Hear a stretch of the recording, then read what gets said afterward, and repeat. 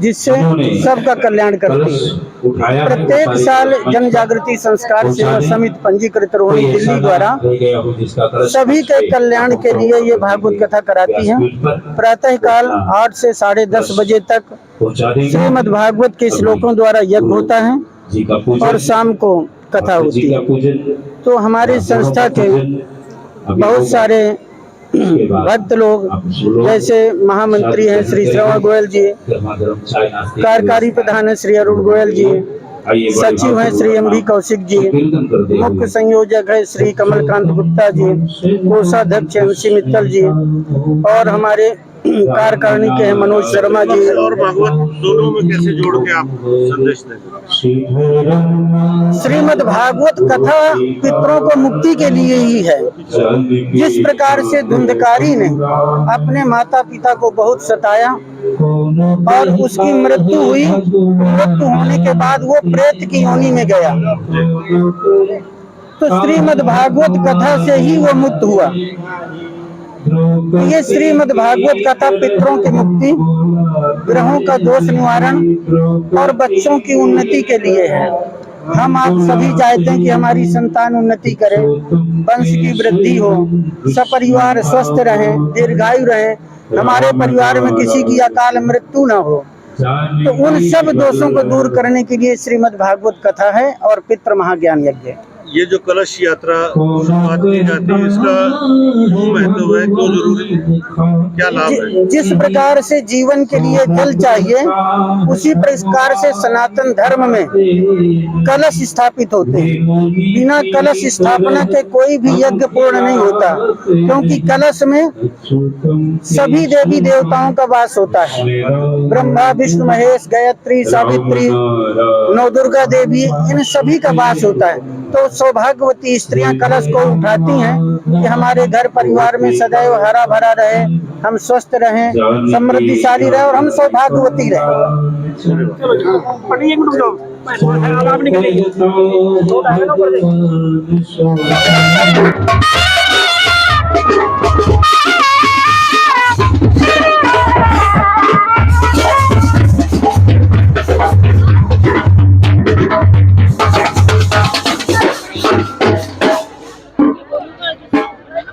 जी हाँ, कलश यात्रा आप देख रहे हैं। इस समय रोहिणी के सेक्टर 8 से ये कलश यात्रा निकल रही है और 108 सौभाग्यवती महिलाओं ने इन कलशों को धारण किया है। और इस कलश यात्रा के बाद एक विशेष भागवत कथा का आयोजन होने जा रहा है रोहिणी के सेक्टर 8 अग्रवाल धर्मशाला में।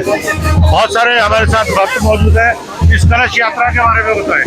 ये कलश यात्रा हमारे पितरों की उसके लिए लगाया गया है और पितरों की पूजा के लिए हम स्वागत करते हैं। हर साल हमारी संस्था करती है ये, और ये जन जागृति संस्थान सेवा है। ये हमारी समिति 3 सालों से कर रही है। कोरोना के कारण बीच में 1-2 साल नहीं कर पाए थे, और अब हमारी यात्रा कंटिन्यू हो रही है। एक हमने अपनी धर्मशाला भी बना रहे हैं, जो कि वृंदावन में बनाया। ये देखो हमारी धर्मशाला बनाई जा रही है हमारी वृंदावन के अंदर।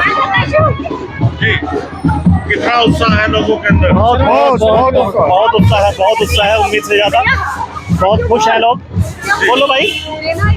कितना उत्साह है? बहुत ज्यादा पितृपक्ष में जो ये कथा हो रही है भागवत, किस्मत वालों को सुनने को मिलेगी।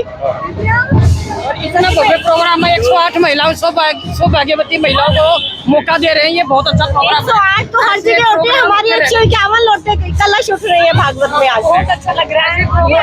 ऐसे प्रोग्राम होते रहने चाहिए। बहुत ही सौभाग्य बात है। एक मन के किस तरह की तैयारी है? बहुत बढ़िया तैयारी है जी, बहुत अच्छे तरह से सब प्रोग्राम चल रहा है जी। सब शांति से आयोजन हुआ।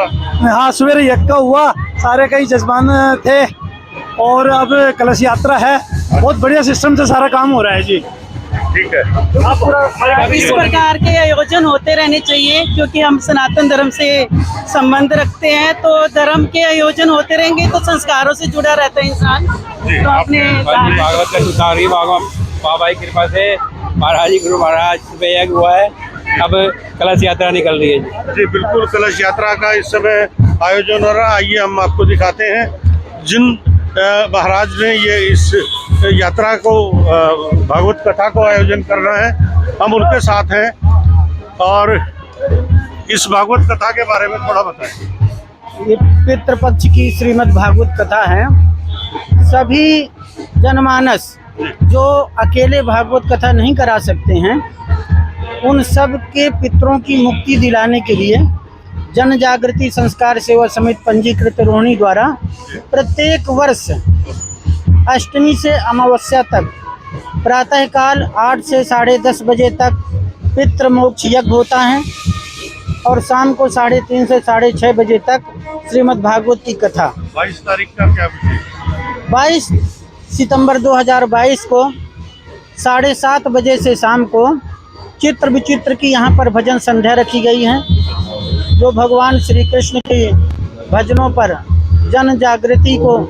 जी बिल्कुल, जिस तरह से आप देख रहे हैं कि पूरी यात्रा की तैयारियां हो चुकी हैं और इस समय ये कलश यात्रा अपने गंतव्य स्थान तक पहुंचने वाली है और 22 तारीख का जो विशेष आयोजन रहेगा वो चित्र विचित्र जी महाराज की एक भजन संध्या, बहुत ही एक विशेष आयोजन रहने वाला है।